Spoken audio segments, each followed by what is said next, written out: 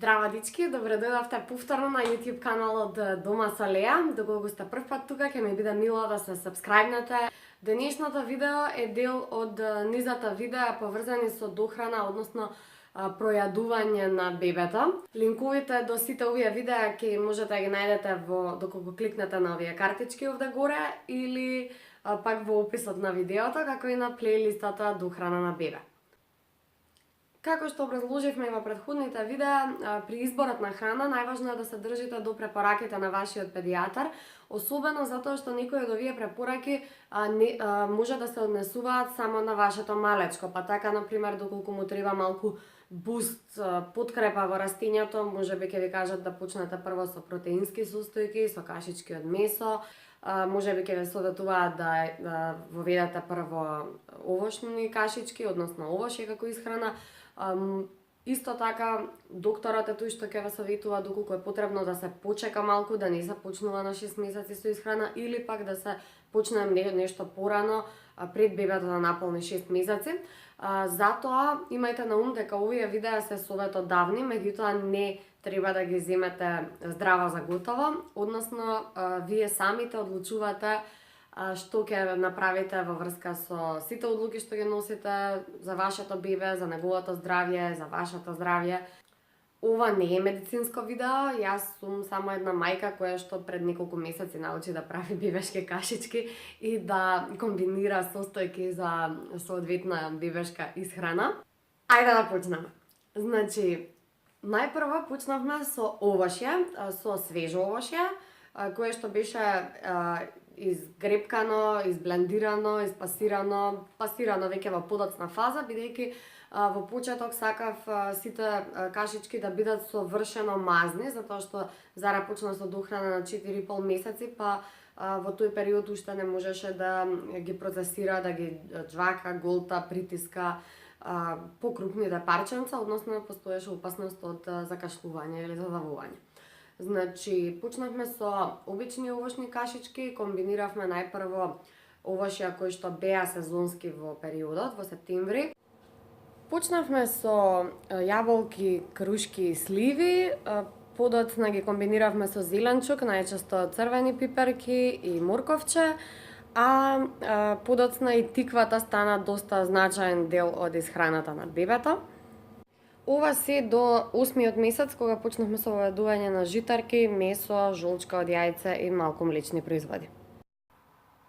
Во почетокот, кога Зара имаше само еден оброк во денот, најчесто се препорачува тој оброк да е утрински, односно да се дава предпладне или најдоцна напладне.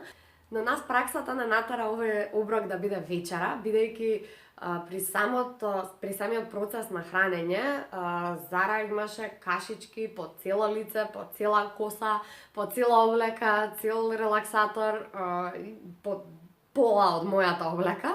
Така што, буквално после јадење ние бевме спремни за бањање и така решив да го спојам овој оброк да биде дел од вечерната рутина. Па така целосната вечерна рутина ја збогативме да почнува некаде од 6 попладне со вечерање, малку играње, бањање, масажа, облекување пижама и така натаму, лулкање, пеење, читање до заспивање. Подоцна, некаде околу 7 месеци, почнавме да даваме повеќе од еден оброк. Почнав да давам доручек, наутро, од прилика пола час до 1 час од кога ќе се разбуди, бидејќи кога ќе се разбуди веднаш цица. И ден денес овој оброк е малце помал во грамажа од другите. Претпоставувам дека тоа е заради тоа што има чести ноќни цицања и наутро кога ќе стане цица, па не е толку гладна во рано наутро.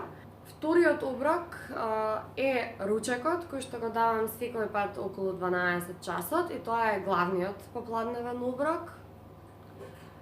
Доколку не се допадне тоа што е за јадење или не е многу гладна, не изеде многу за време на ручекот, тогаш давам по содржајна ужинка, околу 4 попладне.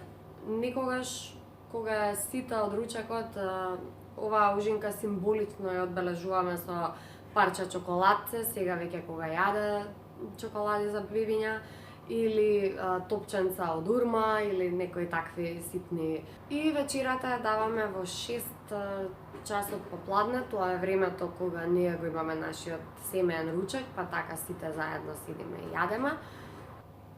Дозата на храна е доста, да кажам, тешка да се пресмета, односно да се одреди, а е многу важно за да знаете вие дали вашето бебе изело доволно, изело малку или многу храна.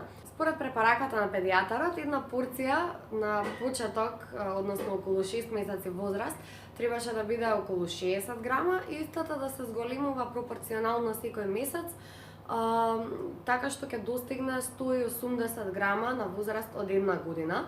Сега на 10 месеци, тоа значи порцијата да биде околу 140 грама. Не се држам слепо на ова правило, бидејќи давам храна колку што на детето му е потребна храна, нели, ако имаме кашичка од 100 грама, па нема, нели, бебето престана да сака да јаде некаде околу 60 грама, нема со сила да ја терам да изаде 100 грама, но исто така нема и да ја забранам доколку ја изаде приготвената содржина и изгледа како да има уште апетит, ќе ја дадам уште, нели, од кашата.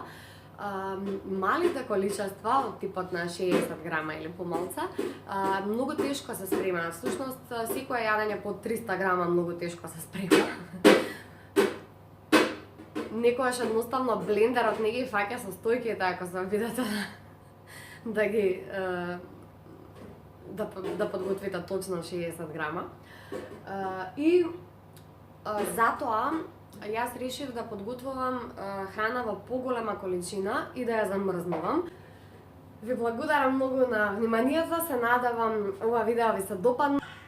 Им посакувам многу апетит и многу изедени порции на вашите мали јунаци и јунакињи. Доколку имате трик или хак кој што сакате да го споделите со нас, направете го тоа во коментар на ова видео.